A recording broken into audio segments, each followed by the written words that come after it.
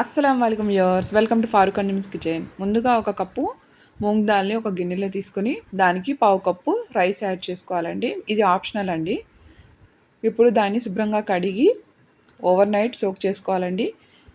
Water అంతా తీసేసి ఒక గ్రైండర్ జార్లో వేసుకొని మిక్సీ జార్లో 1 ఇంచ్ అల్లం ముక్క, రుచికి సరిపడా పచ్చిమిర్చి, ఇక్కడ నేనైతే 3 యాడ్ చేసుకున్నానండి. మీరు కావాలంటే కొంచెం ఎక్కువ కూడా యాడ్ చేసుకోవచ్చు. 1/2 టీ స్పూన్ జీలకర్ర, 1 స్పూను ఉప్పు, కొంచెం వాటర్ యాడ్ చేసుకొని చక్కగా గ్రైండ్ చేసుకోవాలండి.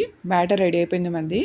ఇలాగా ప్యాన్ హీట్ అవ్వగానే దోశ స్ప్రెడ్ చేసుకొని చాప్ చేసుకున్న ఉల్లిపాయలు, కొత్తిమీర, తురుముకున్న క్యారెట్,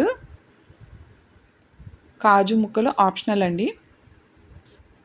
కొంచెం 1 స్పూన్ ఆయిల్ యాడ్ చేసుకొని 1 నిమిషం పాటు లిడ్ క్లోజ్ చేసి కుక్ చేసుకోవాలండి. అంతే, 2 వైపులా ఇలా చూపించిన విధంగా తిప్పుకుంటే పెసరట్టు రెడీ.